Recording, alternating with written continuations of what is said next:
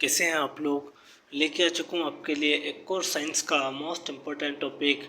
आज अपन पढ़ने वाले हैं कोशिका विज्ञान के बारे में, यानी कि सेल बायोलॉजी और कैटियोलॉजी के बारे में। अगर ये टॉपिक आपको अच्छा लगे तो वीडियो को लाइक कीजिएगा और चैनल को सब्सक्राइब करना ना भूलिएगा। तो बिना किसी देरी के करते हैं वीडियो की शुरुआत। कोशिका परिचय खो जब हम कोशिका सिद्धांत पहले अपन देख लेते हैं। पहले अपन को यह पता होना चाहिए कोशिका क्या है। तो कोशिका क्या है? कोशिका सभी जीवों की संरचनात्मक और क्रियात्मक सबसे छोटी मूलभूत इकाई है। सजीवों के सभी जैविक कार्य कोशिकीय स्तर पर ही संपन्न होते हैं। कोशिकाओं के विस्तृत अध्ययन को साइटोलॉजी या सेल बायोलॉजी कहा जाता है। ठीक है, लास्ट वाली जो लाइन है इसको लिख लीजिए नोट्स में आप। कोशिकाओं के विस्तृत अध्ययन को साइटोलॉजी या सेल बायोलॉजी कहा जाता है। कोशिका का ऐतिहासिक घटनाक्रम देखते हैं। मृत कोशिका की खोज किसने की थी? 1665 में रॉबर्ट हुक ने की थी। रॉबर्ट हुक ने सर्वप्रथम कोर्क के पतले टुकड़े में मधुमक्खी के छत्ते जैसी कोष्ठनुमा संरचना देखी, जिन्हें उन्होंने सेल्यूला नाम दिया। उनकी पुस्तक का नाम था माइक्रोग्राफिया था। ठीक है, ये पूरी जो मृत कोशिका की खोज जो पूरी लाइन है पूरी मोस्ट इम्पोर्टेंट है, तो आप नोट्स में लिख लीजिएगा इसको।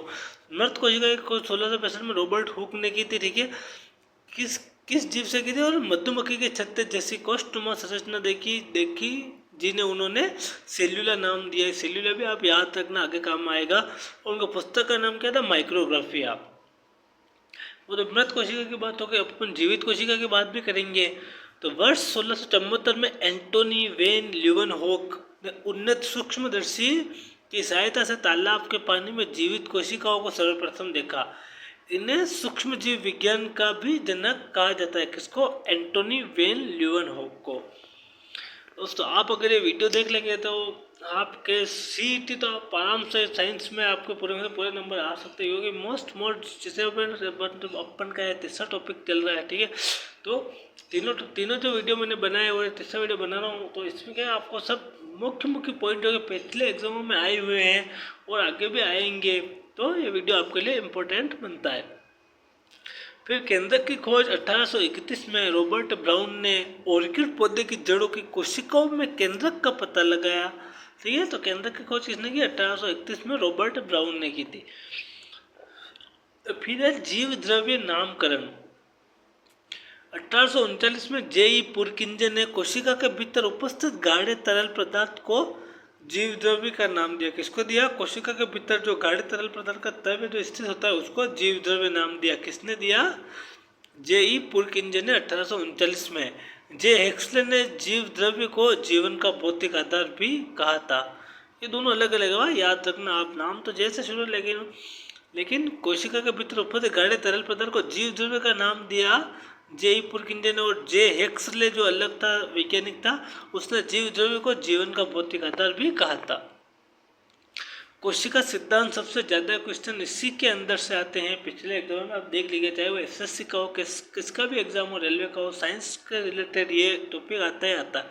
कोशिका सिद्धांत का प्रतिपादन जर्मन के वनस्पति वैज्ञानिक मैथियास श्लाइडन ने 1838 तथा जंतु वैज्ञानिक का थियोडोरे श्वान 1839 ने मिलकर किया था। इस सिद्धांत के मुख्य क्या बिंदु थे? कोशिका सिद्धांत के सभी सजीव प्राणी या एक अन्य कोशिकाओं तथा उनके उत्पादों से मिलकर बने हैं। कोशिका जीवन के मूलभूत एवं संरचनात्मक एवं क्रियात्मक इकाई है। रुडोल्फ वीरियो ने 1855 में इन्होंने आधुनिक कोशिका सिद्धांत में एक अत्यंत महत्वपूर्ण वाक्य जोड़ा, ओमिनिस सेल्यूला इज सेल्यूला। ठीक है, अर्थात नई कोशिकाओं का निर्माण पुरानी कोशिकाओं के विभाजन से होता है। ठीक है, यह रुडोल्फ वीरियो 1855 में आधुनिक कोशिका सिद्धांत में इन्होंने बोला था। परीक्षा के लिए विशेष क्या पूछा? विषाणु कोशिका सिद्धांत का अपवाद है, क्योंकि इसमें कोई भी कोशिकीय संरचना नहीं होती है। किसके अंदर? विषाणु के अंदर। और यह सजीव और निर्जीव के बीच योजक की कड़ी माना जाता है। फिर आकार एवं प्रकार के महत्वपूर्ण तथ्य। विश्व की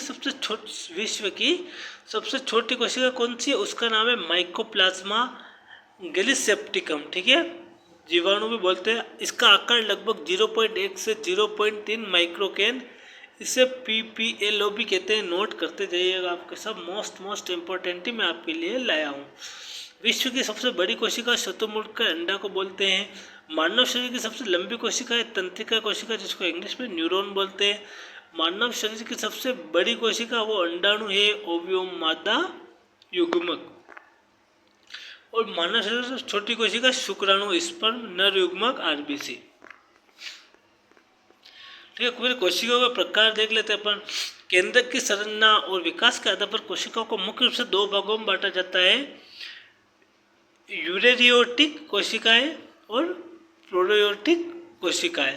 पहले अपन प्रोकैरियोटिक कोशिकाएं पढ़ेंगे, जिसको कि आदम कोशिका भी बोलते हैं। यह कोशिकाएं आकार में अत्यधिक छोटी और सरल होती है। इसे स्पष्ट रूप से विकसित केंद्रक का सर्वदा अभाव रहता है।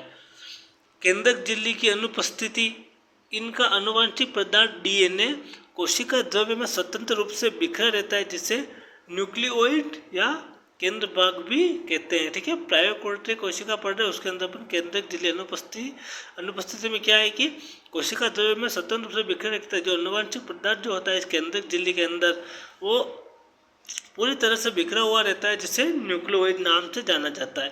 फिर कोशिकांगों का अभाव, इनमें दोहरी या एकल झिल्ली से घिरे कोशिकांग जैसे माइक्रोटोंडिया, ग्लूकोजिया, लाइसोसोम, अंतःप्रव्य द्रवी जालिका आदि नहीं पाए जाते। फिर राइबोसोम, इनमें केवल 70S प्रकार के राइबोसोम पाए जाते हैं। उदाहरण जीवाणु, नीलहरित शैवाल और माइक्रोप्लाज्मा आदि राइबोसोम में पाए जाते हैं। फिर आती है यूरेरियोटिक कोशिका, इसको अपन विकसित कोशिका भी बोलते हैं। ये कोशिकाएं पूर्ण रूप से विकसित, जटिल तथा आकार में बड़ी होती है। स्पष्ट केंद्रक उपस्थिति, इसमें क्या होता है देखो, इनका आनुवंशिक पदार्थ सुविकसित केंद्र झिल्ली के अंदर सुरक्षित रहता है, यानी कि बिखरा हुआ नहीं रहता है। झिल्ली युक्त कोशिकांग, इनमें सभी प्रमुख कोशिकाएं स्पष्ट रूप से पाए जाते हैं। राइबोसोम में क्या होता है, इस कोशिका के अंदर इनके मुख्य कोशिका द्रव्य 80S प्रकार के राइबोसोम होते हैं, जबकि माइक्रोटोंडिया और क्लोरोफिल के भीतर 70S पाए जाते हैं। उदाहरण क्या है, सभी जीव जंतु, पेड़ पौधे, कवक, प्रोटोजोआ आदि। फिर तुलनात्मक सारणी देख लेते हैं अपन। प्रोकैरियोटिक बनाम यूकैरियोटिक कोशिका। कोशिका का आकार, प्रोकैरियोटिक कोशिका का आकार होता है 1 से 10 UM। ठीक है, यूरेटिक कोशिका का होता है सामान्य बड़ा होता है 10 से 100 UM। लक्षण क्या है इसके, केंद्रक झिल्ली दोनों में कॉमन है। ठीक है, प्रायोरिटी की कोशिका में अनुपस्थित होती है या केंद्रक में अविकसित होती है। यूरेरियोटिक कोशिका में क्या उपस्थित होती है और केंद्र में पूर्ण विकसित होती है। DNA की संरचना प्रोकैरियोटिक कोशिका में क्या होती है, गोलाकार और नग्न हिस्टोन प्रोटीन रहित होती है। ठीक है, लेकिन यूरेरियोटिक में रेखीय तथा हिस्टोन प्रोटीन के साथ जुड़ी हुई होती है। फिर राइबोसोम, प्रोकैरियोटिक कोशिका में 70S प्रकार के और यूरेरियोटिक में 80 प्रकार के पाए जाते हैं। फिर झिल्ली युक्त कोशिकांग अनुपस्थित आदि गायब होते हैं प्रोकैरियोटिक कोशिका में, और इसमें सभी उपस्थित होते हैं यूरेरियोटिक कोशिकाओं में। फिर कोशिका भित्ति पेप्टिडोग्लाइकेन या म्यूकोपेप्टाइड की बनी होती है, और यूरेटिक कोशिका में पादपों में सेल्यूलोज की या कवकों में काइटिन की बनी हुई होती है। फिर कोशिका विभाजन, प्रोकैरियोटिक कोशिका में असूत्री विभाजन विखंडन मूलकन होता है, और इसमें समसूत्री और तथा अर्धसूत्री होता है। फिर श्वसन तंत्र, प्लाज्मा, प्रोकैरियोटिक कोशिका में प्लाज्मा झिल्ली और मेसोसोम द्वारा होता है, और यूरेटिक में माइक्रोटोंडिया द्वारा होता है। फिर कोशिका आवरण एवं जीव द्रव्य, कोशिका की आंतरिक सामग्री बाहरी वातावरण से दो अणुओं द्वारा पृथक रहती है, कोशिका भित्ति और कोशिका झिल्ली। कोशिका भित्ति किसको कहते हैं, यह उपस्थित किस्में तो यह केवल पादप कोशिकाओं, कवकों, शैवालों और जीवाणु में पाई जाती है। जंतु कोशिकाओं में पूर्णतः अनुपस्थित होती है। इसकी प्रकृति क्या, यह मृत या मोटी, यह दृढ़ तथा पूर्ण पारगम्य आवरण है, जो कोशिकाओं को निश्चित आकार और यांत्रिक सुरक्षा प्रदान करता है। फिर रासायनिक संगठन में पौधों में यह मुख्य रूप से सेल्यूलोज, हेमीसेल्यूलोज और पेक्टिन की बनी होती है। कवक में यह काइटिन की बनी होती है, और जीवाणु में यह पेप्टिडोग्लाइकेन की बनी होती है। नोट्स बना लीजिएगा, लिखते जाइएगा आप साथ में। मोस्ट इंपॉर्टेंट टॉपिक है तीनों। ठीक है, मध्य पटलिका में दो आसपास वाली पादप कोशिकाओं की भित्ति के बीच एक परत होती है जो उन्हें आपस में जोड़ती है। यह मुख्यतः कैल्शियम और मैग्नीशियम पैकेट की बनी होती है। कच्चे फलों के कड़े होने के कारण यही है कि पकने पर पैकेट घुल जाता है, जिससे फल मुलायम हो जाते हैं। फिर कोशिका झिल्ली है, जिसको अपन प्लाज्मा झिल्ली बोलते हैं, उपस्थित क्या है? ये सभी सजीव कोशिकाएं पादप, जंतु, प्रोकैरियोटिक, यूरेरियोटिक में अनिवार्य रूप से पाई जाती है। कोशिका झिल्ली, इसकी प्रकृति का यह जीवित, पतली, अत्यधिक लचीली और चयनात्मक पारगम्य झिल्ली है। यह केवल चुनिंदा उपयोगी पदार्थों को ही कोशिका के भीतर आने या बाहर जाने देती है। रासायनिक संगठन में क्या है? यह मुख्य रूप से लिपिड, फॉस्फोलिपिड और प्रोटीन से मिलकर बनी होती है, इसलिए इसे लिपोप्रोटीन परत भी कहते हैं। कार्बोहाइड्रेट भी सूक्ष्म मात्रा में उपस्थित होते हैं इसमें, कोशिका झिल्ली में। तरल मौज के मॉडल, जो कि एक बहुत ही फेमस मॉडल है, प्लाज्मा झिल्ली की संरचना को समझाने के लिए यह सबसे प्रमाणिक मॉडल वर्ष 1972 में इस मॉडल को एस.जे. सिंगर और जी.एल. निकोलसन द्वारा दिया गया था। इनके अनुसार प्रोटीन फॉस्फोलिपिड के समुद्र में तैरते हुए द्वीपों के भांति होते हैं। फिर जीव द्रव्य और प्रोटोप्लाज्म, कोशिका झिल्ली के अंदर गिरे हुए संपूर्ण जीवित पदार्थों को जीव द्रव्य कहते हैं। यह जीवन की सभी रासायनिक क्रियाओं का केंद्र है। जीव द्रव्य को मुख्य दो भागों में बांटा जाता है: कोशिका द्रव्य केंद्रक और कोशिका झिल्ली के बीच गाढ़ा और चिपचिपा द्रव्य, जिससे सभी कोशिका तैरते हैं, उसे कोशिका द्रव्य कहते हैं। फिर एक केंद्रक द्रव्य, केंद्रक झिल्ली के भीतर पाए जाने वाले द्रव को केंद्रक द्रव्य कहते हैं। तृतीय संगठन, जीव द्रव्य का लगभग 80% भाग जल होता है। इसमें कार्बनिक, प्रोटीन, वसा, कार्बोहाइड्रेट और अकार्बनिक लवण, जल पदार्थ 19.81 के अनुपात में होते हैं। सर्वाधिक मात्रा में पाए जाने वाला जो तत्व था वो ऑक्सीजन होता है, 62 से 75% पाया जाता है। किसमें? जीव द्रव्य और प्रोटोप्लाज्म में। फिर आता है, फिर प्रमुख कोशिकांग के बारे में देख लेते हैं अपन। कोशिका द्रव्य में विशिष्ट कार्य करने वाले अनेक सजीव संरचनाएं पाई जाती है, जिन्हें कोशिकांग कहते हैं। कोशिकांग के प्रकार हैं। पहला है माइक्रोटोंडिया, कोशिका का शक्तिगृह कहा जाता है। माइक्रोटोंडिया की खोज सर्वप्रथम 1880 में कोलिकर ने की थी। रिचर्ड ऑल्टमैन ने 1890 में इसे बायोप्लास्ट कहा। माइक्रोटोंडिया नाम वर्ष 1898 में कार्ल बेंडर द्वारा दिए गए। तीनों मोस्ट इम्पोर्टेंट, ये पूरी लाइन इम्पोर्टेंट लिखते जाइएगा, नोट्स कर लीजिएगा आपको। नहीं तो आप मेरे को कमेंट बॉक्स में बताइएगा कि सर आप हमको ये पीडीएफ प्रोवाइड करा दो, मैं आपको ये पीडीएफ प्रोवाइड करवा दूंगा। ठीक है। संरचना, यह दोहरी झिल्ली से घिरी कोशिकांग है। इसकी आंतरिक झिल्ली अंदर की ओर उंगली नुमा उभार बनाती है, जिसे क्रिस्टी कहा जाता है। और क्रिस्टी की सतह पर सूक्ष्म कण होते हैं, जिन्हें F1 कण या ऑक्सीसोम कहते हैं। इसके भीतर भरे द्रव्य को मैट्रिक्स कहते हैं। इनका कार्य क्या है? माइक्रोटोंडिया का, यह कोशिकीय श्वसन का संपन्न होता है, जिसके फलस्वरूप खाद्य पदार्थों के ऑक्सीकरण से प्रचुर मात्रा में ऊर्जा मुक्ति होती है। यह एटीपी एडेनोसाइन ट्रिफोसेट के रूप में संचित होती है, इसलिए इसे कोशिका का शक्तिगृह कहा जाता है। एटीपी को कोशिका की ऊर्जा मुद्रा भी कहते हैं। ऑल्सो ये भी याद रखिएगा। विशेष गुण क्या है? माइक्रोटोंडिया के पास स्वयं का वृत्ताकार डीएनए और 70S राइबोसोम होते हैं। इस कारण यह अपने आवश्यक प्रोटीन स्वयं बना सकता है। इससे अर्धस्वायत्त कोशिका सेमी ऑटोनमस ऑर्गेनल कहा जाता है। फिर लवक, यह केवल पादपों में पाया जाता है। खोज इसकी ई हेक्ले ने की तथा विस्तृत विवरण इसका A.W. शिपर ने दिया था। यह केवल पादप कोशिका और कुछ प्रोटोजोआ जैसे यूग्लिना में पाए जाते हैं। यह 3 प्रकार के होते हैं। हरित लवक, यह हरे रंग का द्विवेशित झिल्ली युक्त लवक है। इसे क्लोरोफिल पर्णरहित नामक हरा पिगमेंट पाया जाता है, जो प्रकाश संश्लेषण द्वारा भोजन का निर्माण करता है। इसे कोशिका का रसोई घर कहा जाता है। क्लोरोफिल के केंद्र में मैग्नीशियम धातु का एक परमाणु पाया जाता है। माइक्रोटोंडिया की तरह इसमें भी स्वयं का डीएनए और 70S राइबोसोम होता है। इसके 2 भाग होते हैं, ग्रेना जो प्रकाशित अभिक्रिया हेतु और स्ट्रोमा जो अप्रकाशित अभिक्रिया हेतु बना है। दूसरा वर्ण लवक, ये रंगीन लवक होते हैं। हरे रंग को छोड़कर लाल, पीले, नारंगी आदि कलर के होते हैं। ये फूलों और फलों को आकर्षक रंग प्रदान करते हैं ताकि कीट परागण ना लगे, इसीलिए एप्पल लाल होता है इसी के कारण। महत्वपूर्ण उदाहरण का टमाटर का लाल रंग किस कारण होता है? लाइकोपिन के कारण। और गाजर का नारंगी रंग किसके कारण होता है? कैरोटीन के कारण। और चुकंदर का गहरा रंग बीटाडीन के कारण होता है। और हल्दी का पीला रंग जेंथोफिल के कारण होता है। याद रखिए, नोट्स लिखते जाइएगा, आपको क्वेश्चन इस टॉपिक में से मिलेंगे ही मिलेंगे आप। फिर तीसरा है अवर्ण लवक।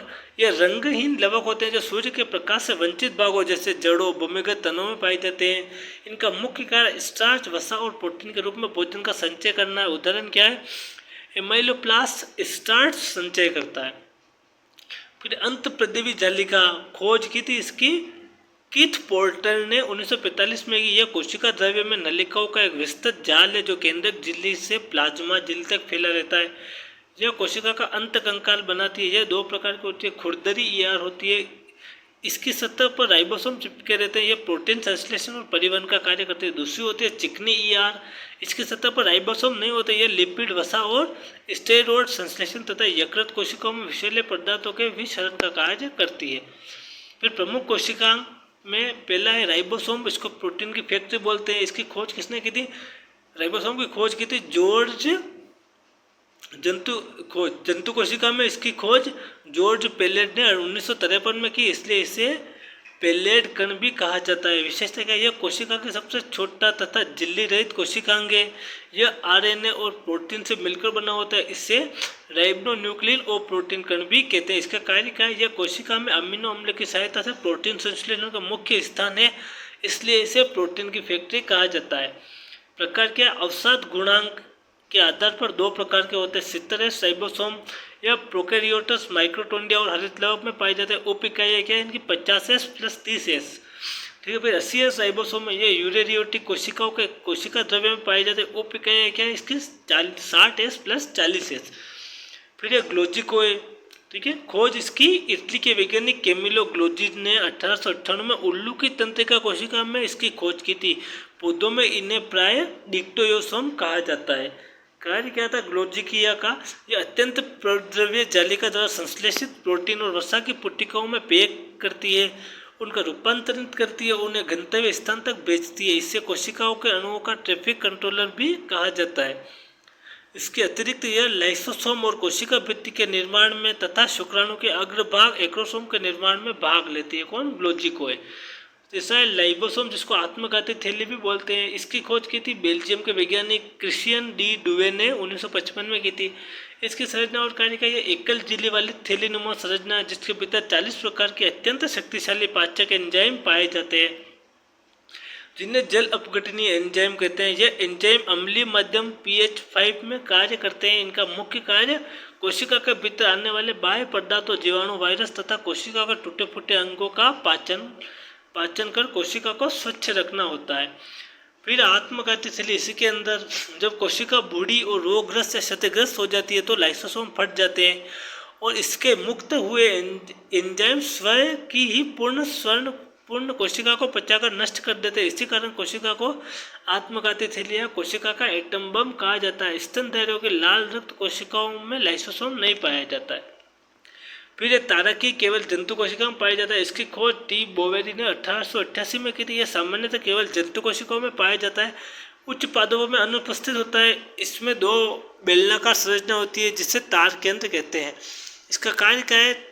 तारक काय का कोशिका विभाजन के समय तरकु तंतुओं का निर्माण करता है जो गुणसूत्र द्रवों की ओर खींचने में सहायक होती है। पांचवा है रसदानी रिक्तिका। यह कोशिका द्रव्य में उपस्थित गैर जीवित द्रव्य से भरी थैली संरचना है। इसके चारों ओर की झिल्ली को टोनाप्लास्ट कहते हैं, जो कि एक चयनात्मक पारगम्य झिल्ली है। इसके अंदर भरे द्रव को सेल सेफ कहते हैं, याद रखिएगा आप। अंतर क्या है? पादप कोशिकाओं में रसदानी बहुत बड़ी कोशिकाओं के आयतन का 90% तक और स्थायी होते हैं, जिसके कारण पादप कोशिकाओं का एक केंद्रक एक तरफ खिसक जाता है। जंतु कोशिका में अत्यंत छोटी होती है और इसका कार्य का जल संतुलन, परासरण, नियसन और अपशिष्ट पदार्थों का संग्रहण करना इसका कार्य है। फिर केंद्रक और उसके आनुवंशिक पदार्थ। केंद्रक को कोशिका का मस्तिष्क बोला जाता है। केंद्रक की खोज रॉबर्ट ब्राउन ने 1831 में की थी। यह यूकेरियोटिक कोशिका का सबसे महत्वपूर्ण और स्पष्ट और सामान्यतः सबसे बड़ा कोशिकांग है। यह कोशिका की समस्त जैविक, रासायनिक और आनुवंशिक क्रियाओं पर नियंत्रण रखता है, अतः इसे कोशिका का नियंत्रण केंद्र या कोशिका का मस्तिष्क कहा जाता है। किससे? केंद्रक को। एक पूर्ण विकसित केंद्रक 4 मुख्य भाग होते हैं। पहला होता है केंद्रक झिल्ली। यह दोहरी परत वाली छिद्रयुक्त झिल्ली है जो केंद्रक को कोशिका द्रव्य से अलग करती है। परिपक्व मानव आरबीसी और पादपों की चालन नलिकाओं में केंद्रक नहीं पाया जाता है। फिर उसका है केंद्रक द्रव्य। केंद्रक के भीतर का पारदर्शी अर्ध तरल पदार्थ जिसमें केंद्रिका और क्रोमेटिन जाल तैरते हैं उसे केंद्रक द्रव्य कहते हैं। फिर है केंद्रिका। केंद्रक के अंदर पाई जाने वाली एक छोटी सघन झिल्ली रहित गोल संरचना। इसकी खोज फोंटाना ने की थी। यह आरएनए की संश्लेषण करती है, इसलिए इसे राइबोसोम का उत्पादन केंद्र भी कहते हैं। चौथा है क्रोमेटिन जाल। न्यूक्लियोप्रोटीन से बनी धागेनुमा संरचनाओं का एक जाल होता है। कोशिका विभाजनों के समय से ये धागे सिकुड़कर मोटे और स्पष्ट हो जाते हैं, जिन्हें गुणसूत्र कहा जाता है। गुणसूत्रों पर स्थित जीन ही आनुवंशिक लक्षणों को एक पीढ़ी से दूसरी पीढ़ी में ले जाते हैं। गुणसूत्र की खोज स्ट्रसबर्गर ने और क्रोमोसोम नाम वाल्डेयर ने 1888 में की थी। मानव में 23 जोड़े और 46 गुणसूत्र होते हैं, यह आप याद रखिएगा, लिख लीजिएगा। फिर न्यूक्लिक अम्ल, डीएनए और आरएनए। न्यूक्लिक अम्ल की खोज सर्वप्रथम फ्रेडरिक मिशन ने पस कोशिकाओं में की थी, इसे न्यूक्लिन नाम दिया गया था। अब डीएनए और आरएनए पर लक्षण के आधार पर इनका कंपैरिजन देख लेते हैं। लक्षण दोनों में कॉमन है शर्करा। डीएनए में यह डीऑक्सीराइबोज शर्करा का काम करता है और आरएनए में राइबोज शर्करा का काम करता है। कुंडली संरचना में यह डीएनए में यह द्विकुंडलित मॉडल पर वाटसन एवं क्रिक द्वारा 1953 में प्रतिपादित है और आरएनए में यह